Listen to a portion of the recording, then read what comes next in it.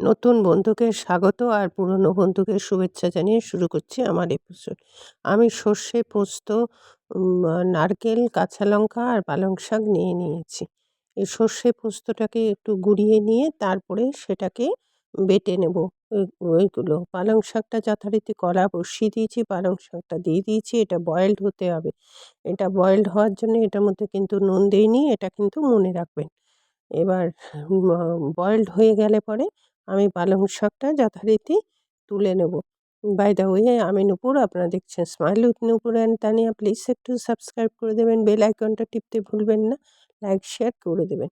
এবার এই পালং শাকটা তুলে নিয়ে এটাকে ঠান্ডা করে কিমা করে নেব।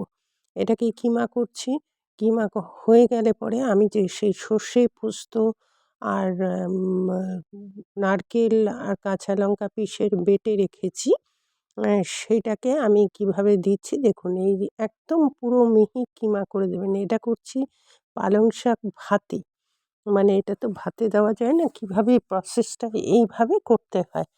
তাহলে পরে এটা এরকম খুব সুস্বাদু হয়। গরম ভাতে ১ম পাতে এটা থাকলে শীতকালীন একটা সবজি, এটা থাকলে আর আপনার বিশেষ কিছু লাগবে না। এবার আমি বাটিতে কিমাটা পালং শাকে নিয়ে নিয়েছি। এবার এর মধ্যে যে বেটে রেখেছিলাম সর্ষে, পোস্ত, নারকেল আর কাঁচা লঙ্কা, সেগুলোকে আমি অলরেডি দিয়ে দিলাম। দিয়ে এর মধ্যে একটু সর্ষের তেল দিলাম। আর নুন তো দিয়েছি, একটু নুন দিতে হবে। নুন না দিলে তো হবে না। এটা দিয়ে আপনার এটাকে মেখে গরম ভাতে ১ম পাতে একটা অনবদ্য রেসিপি আজকে আপনাদের কাছে আমি উপহার দিলাম। এই রেসিপিটা নিত্য নতুন এরকম রেসিপি পেতে আপনারা প্লিজ একটু সাবস্ক্রাইব করে রাখবেন, বেল আইকনটা টিপতে ভুলবেন না, লাইক শেয়ার করে দেবেন। আজ তাহলে আসছি, পরবর্তীতে আবার দেখা হচ্ছে নতুন এপিসোডে রেসিপি।